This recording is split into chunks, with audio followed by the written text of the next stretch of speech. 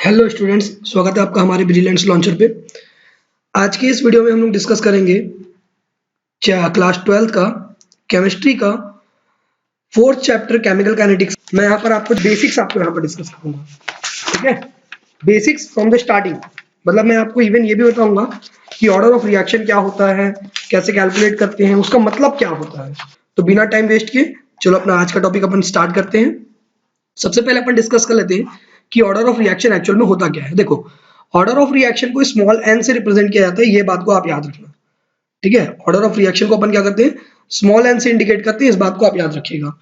इसके अलावा एक्चुअल में ऑर्डर ऑफ रिएक्शन किस चीज को बोला जाता है, तो देखो एक्चुअल में ना ऑर्डर ऑफ रिएक्शन ना एक रिलेशनशिप स्टैब्लिश करता है, यानी एक रिलेशन बताता है किसके बीच में, जो केमिकल रिएक्शन हो रहा है उस केमिकल रिएक्शन की स्पीड, रेट मतलब होता है स्पीड, ठीक है, यानी कितना जल्दी होगा वो, तो उसकी स्पीड, केमिकल रिएक्शन की जो स्पीड है, और जो आपने रिएक्टेंट लिया है उस रिएक्शन को कंप्लीट कराने के लिए उस रिएक्टेंट के कंसंट्रेशन के बीच में। यानी कि अगर आपका रिएक्शन है R gives rise to P, तो यहाँ पर जो R आप लेते हो वो होता है रिएक्टेंट, तो इस रिएक्टेंट का जो कंसंट्रेशन रहेगा वो और आपका जो स्पीड रहेगा वो, यानी रेट, ये दोनों के बीच में जो रिलेशन स्टैब्लिश करेगा ना उसको बोला जाता है ऑर्डर ऑफ रिएक्शन। और ऑर्डर ऑफ रिएक्शन को आप कैलकुलेट कैसे कर सकते हो, तो ऑर्डर ऑफ रिएक्शन एक्चुअल में होता ये है कि जो भी आपने रिएक्टेंट लिया है उस रिएक्टेंट का जो कंसंट्रेशन होगा उसका कुछ पावर होगा, ठीक है। किसके अकॉर्डिंगली, ये रेट एक्सप्रेशन या रेट लॉ इक्वेशन या रेट लॉ एक्सप्रेशन के अकॉर्डिंगली। यानी कि जब रेट लॉ हम लोग पढ़ेंगे, अभी आगे बताऊंगा रेट लॉ क्या होता है, तो रेट लॉ के अकॉर्डिंगली जो रेट एक्सप्रेशन या रेट इक्वेशन बनेगा उसमें जो रिएक्टेंट होगा उस रिएक्टेंट के कंसंट्रेशन के ऊपर कुछ पावर होगा, उसी पावर को जब आप ऐड अप करोगे, जितने पावर्स दी होंगी जैसे 1 2 3 4 जो भी पावर दी होगी उन सब पावर को आप ऐड अप कर देना, तो पावर को ऐड करने के बाद जो आपको मिलेगा वही आपका क्या होता है, ऑर्डर ऑफ रिएक्शन होता है। थोड़ा समझ में आया होगा, कोई बात नहीं। पहले हम लोग ये डिस्कस कर लेते हैं कि एक्चुअल में रेट लॉ क्या होता है। तो देखो रेट लॉ या फिर रेट इक्वेशन वो ये बताता है कि कोई भी केमिकल रिएक्शन का जब हम लोग एक इक्वेशन बनाकर एक लिंक स्टैब्लिश करने का ट्राई करेंगे किसके किसके बीच में, स्पीड ऑफ रिएक्शन यानी वही रेट ऑफ रिएक्शन और कंसंट्रेशन ऑफ रिएक्टेंट और एल्स विद प्रेशर, ठीक है। तो ध्यान देकर सुनना, रेट लॉ क्या होता है।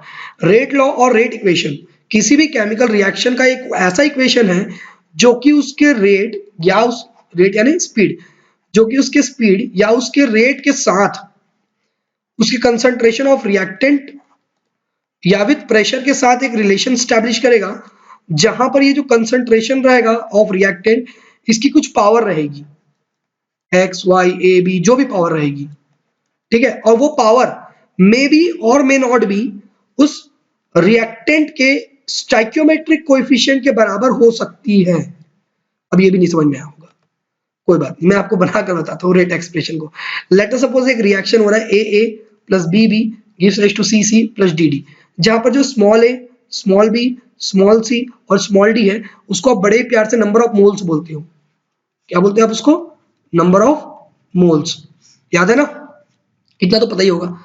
और यहाँ पर जो कैपिटल ए, कैपिटल बी है, कैपिटल सी और कैपिटल डी है, ये चारों आपके केमिकल्स है कुछ कुछ, ठीक है। ये चारों क्या है आपके केमिकल्स है, जिसमें से ए और बी जो है वो रिएक्टेंट साइड के केमिकल्स है, यानी वो रिएक्टेंट है, और जो सी और डी है यानी कैपिटल सी और कैपिटल डी जो है वो प्रोडक्ट साइड के केमिकल्स है, यानी कि प्रोडक्ट है वो, है समझ में। तो रेट लॉ के अकॉर्डिंगली जो रेट होगा, ठीक है, रेट लॉ के अकॉर्डिंगली जो रेट होगा वो रेट जो होगा, स्पीड जो होगा इस केमिकल रिएक्शन का वो डायरेक्टली प्रोपोर्शनल होगा इस रिएक्टेंट के कंसंट्रेशन के बराबर। रिएक्टेंट कौन है, ए और बी, तो इनके कंसंट्रेशन के बराबर वो डायरेक्टली प्रोपोर्शनल होगा, कौन, स्पीड। लेकिन अब ये देखो ये ए अकेला है क्या, नहीं, तो वो ए के साथ है, यानी ए नंबर ऑफ ए है और बी नंबर ऑफ बी है, तो रेज्ड विद द पावर ए और बी, नहीं, वही मैं बता रहा हूं, यहाँ पर ए और बी नहीं आएगा, यहां पर हम लोग ले लेते हैं एक्स और वाई को। अब यहां पर जो एक्स और वाई है वो एक्चुअल में ये बताएंगे कि कितना ए का कंसंट्रेशन के ऊपर डिपेंड करेगा और कितना बी का कंसंट्रेशन के ऊपर डिपेंड करेगा। और ये डिपेंडेंसी जो एक्स और वाई की है, एक्स और वाई वो ए और बी के बराबर हो भी सकते हैं और नहीं भी हो सकते हैं। यहाँ पर जो स्मॉल ए और स्मॉल बी है इन्हीं को स्टाइकियोमेट्रिक कोएफिशिएंट बोलते हैं, ये स्मॉल ए और स्मॉल बी, इसी को स्टाइकियोमेट्रिक कोएफिशिएंट बोलते हैं, वही नंबर ऑफ मोल्स को। आया समझ में? और यहीं पर जैसे यहाँ पर लिखा हुआ है, अब प्रोपोर्शनल को हटा के इक्वल डालेंगे। अब अगर इक्वल डालेंगे तो कांस्टेंट जुड़ेगा के, जहां पर के को बोला जाता है रेट कांस्टेंट, जहां पर के को क्या बोलते हैं अपन, रेट कांस्टेंट। ठीक है, तो अब इसका फॉर्मूला को अगर मैं कंप्लीट करूं तो ध्यान देके देखना, रेट इक्वल्स टू के इंटू ए का पावर एक्स एंड बी का पावर वाई। अब यहीं पर ध्यान देना, ये जो पावर है एक्स और वाई, ये एक्स और वाई बराबर, जब उसको दोनों को जोड़ दिया जाएगा, दोनों पावर को, तो तुमको क्या मिलेगा, ऑर्डर ऑफ रिएक्शन। तो होपफुली आपको ये समझ में आ गया होगा कि ऑर्डर ऑफ रिएक्शन क्या होता है और कैसे निकालते हैं। फिर भी एक समराइज करने के लिए मैं आपको बता देता हूँ ऑर्डर ऑफ रिएक्शन होता क्या है। तो order of reaction is nothing but the sum of powers of the concentration of the reactant. ठीक है, जो रिएक्टेंट आपने लिया है उस रिएक्टेंट का जो कंसंट्रेशन होगा, जैसे मैंने यहाँ पर ए और बी रिएक्टेंट लिया, तो ए और बी रिएक्टेंट का जो पावर होगा, कंसंट्रेशन ही स्क्वायर ब्रैकेट यहाँ पर कंसंट्रेशन को रिप्रेजेंट करता है। ठीक है, ये मैं पहले ही बता चुका हूँ। तो यहाँ पर जो स्क्वायर ब्रैकेट है ये कंसंट्रेशन को रिप्रेजेंट कर रहा है। तो रिएक्टेंट के कंसंट्रेशन के जो पावर होंगे, उन दोनों पावर को अगर आप एडअप कर दो यानी सम कर दो, तो आपको क्या मिलेगा, ऑर्डर ऑफ रिएक्शन मिलेगा। यही आपका पहला लाइन बोल रहा है। और वो जो तुम रेट कंसंट्रेशन का पावर लोगे वो किसके अकॉर्डिंगली होना चाहिए, रेट लॉ एक्सप्रेशन के अकॉर्डिंगली होना चाहिए, ये बात याद रखना। अच्छा, whereas order of reaction can be zero, a whole number और इवन इन फ्रैक्शन। मतलब जरूरी नहीं है कि ऑर्डर ऑफ रिएक्शन आपको 1 2 3 4 प्रॉपर इंटीजर ही मिलेगा, वो जीरो भी हो सकता है, इवन 1/2 2/5 या 5/2 कुछ भी हो सकता है, वो फ्रैक्शन में भी हो सकता है। बस ये बात याद रखना कि order of reaction can never be negative. ठीक है, ऑर्डर ऑफ रिएक्शन कभी नेगेटिव नहीं हो सकता, मेरे जीरो और फ्रैक्शन कभी भी हो सकता है। अच्छा, तो सर हम लोगों को पता कैसे चलेगा कि कौन से रिएक्शन का कितना ऑर्डर है? तो बेटा उसका टेंशन मत लो, क्योंकि ये एक्सपेरिमेंटली डिटरमाइन किया जाता है। ठीक है, order of reaction experimentally determine करते हैं अपन। यहाँ पर हम लोग देखकर नहीं बता सकते, जैसे मैं अगर रिएक्शन लिख दूं H2 + I2 gives rise to 2HI, तो अब यहाँ पर ये बताओ कि कौन से ऑर्डर ऑफ, तो हम लोग देखकर नहीं बता सकते, दिक्कत यही है, ये एक्सपेरिमेंटली डिटरमाइंड होगा। ठीक है, चल इसके अलावा ये दोनों एलिमेंट्री और कॉम्प्लेक्स रिएक्शन दोनों में एप्लीकेबल होता है। ये एलिमेंट्री और कॉम्प्लेक्स रिएक्शन क्या होता है, जैसे मैंने ये जो लिखा है ये एलिमेंट्री रिएक्शन है, सिंपल सादा। कॉम्प्लेक्स यानी बहुत ज्यादा कॉम्प्लिकेटेड रिएक्शन जो आते हैं, जो सेवरल स्टेप्स में, ये आप लोग आगे हायर क्लासेस में पढ़ोगे, इसका टेंशन मत लो। बस कॉम्प्लेक्स रिएक्शन ये समझो जिसमें बहुत ही ज्यादा कॉम्प्लिकेटेड प्रोसेस यूज होता है रिएक्शन को कंप्लीट करने के लिए, उसको अपन कॉम्प्लिकेटेड रिएक्शन बोल देते हैं। ठीक है, तो ये कॉम्प्लेक्स रिएक्शन है, उस कॉम्प्लेक्स रिएक्शन के लिए भी ऑर्डर ऑफ रिएक्शन एप्लीकेबल होता है और एलिमेंट्री के लिए भी एप्लीकेबल होता है। ठीक है, तो चलो अब मैं आप लोगों को कुछ बताता हूँ। हम लोग आज का टॉपिक डिस्कस करने वाले इंटीग्रेटेड रेट इक्वेशन को लेकर। अच्छा, यहाँ पर एक बात ध्यान देना, यहाँ पर एक वर्ड यूज हुआ है integrated, something rhyming with integration. तो इंटीग्रेशन क्या होता है? वैसे नाम तो सब लोगों ने सुना होगा, नहीं सुना है तो बताता हूँ। चलो, मैथ्स वाले तो बहुत ही ज्यादा फैमिलियर हो, तुम्हारा तो सगा भाई लगता है, समझो इंटीग्रेशन को। ठीक है, अगर 12th में नंबर पाना है तो बेटा भाई से ज्यादा प्यार रखना पड़ेगा इसके साथ। ठीक है, चलो बताता हूं। तो डिफरेंशिएशन और इंटीग्रेशन ये दो ना भाई है मैथ्स के। ठीक है, जैसे पिक्चर का भाई सल्लू भाई, वैसे ही मैथ्स का भाई डिफरेंशिएशन और इंटीग्रेशन भाई। ठीक है, यानी डिफो इन, मजाक कर रहा हूं, बस ध्यान दो। चलो, तो डिफरेंशिएशन क्या होता है? तो डिफरेंशिएशन क्या करता है, किसी भी बड़ी क्वांटिटी को जब अपन तोड़ तोड़ के किसी छोटी क्वांटिटी में कन्वर्ट करते हैं, मेजर करते हैं, तो उसको बोला जाता है डिफरेंशिएशन करना। और जब वही छोटी क्वांटिटी को मिला मिला के जब बड़ी क्वांटिटी बनाई जाती है, तो उस बड़े क्वांटिटी बनाने का प्रोसेस क्या कहलाता है, इंटीग्रेशन। जस्ट अपोजिट है दोनों, डिफरेंशिएशन में बड़ा चीज को तोड़ा के छोटा बनाया जाता है, वैसे इंटीग्रेशन में छोटी चीजों को मिलाकर बड़ा बनाया जाता है। ठीक है, तो दोनों जस्ट अपोजिट प्रोसेस है एक दूसरे के।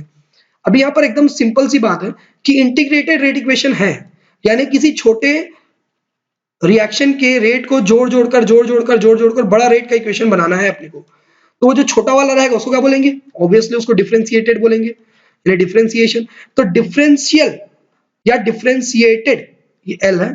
ठीक है, डिफरेंशियल या डिफरेंशिएटेड रेट इक्वेशन क्या होता है? तो अभी तक अपन पढ़ते आ रहे हैं, याद है आपको कि R gives rise to P एक रिएक्शन है, तो यहाँ पर जो रेट होगा यानी change in the concentration of reactant with respect to time is equals to the change in the concentration of product with respect to time. ये पढ़ते आ रहे हैं अपन, याद है? ये बेसिक एक थ्योरी पार्ट था अपना जो हम लोग पढ़ते आ रहे थे। इसी को अपन लोग जब रेट इक्वेशन पढ़ते हैं। तो रेट इक्वेशन में हम लोगों ने प्रॉपरली इसको बनाया था कि रेट इज इक्वल्स टू के इंटू आर का पावर एन।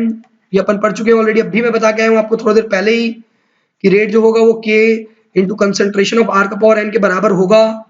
ठीक है, अब यहाँ पर ध्यान देना, क्योंकि रेट क्या होता है, स्पीड को रिप्रेजेंट करता है।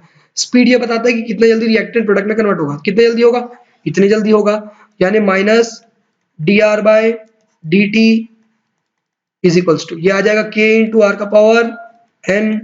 यहाँ पर एक बात ध्यान देना, डी का मतलब चेंज इन हो गया, ये स्क्वायर ब्रैकेट का मतलब कंसंट्रेशन हो गया, आर का मतलब रिएक्टेंट हो गया, तो change in the concentration of reactant upon change in time is equals to, K का मतलब होता है रेट कांस्टेंट, ये स्मॉल के है वैसे, again square bracket concentration of reactant raised to the power n, where n represents its order of reaction।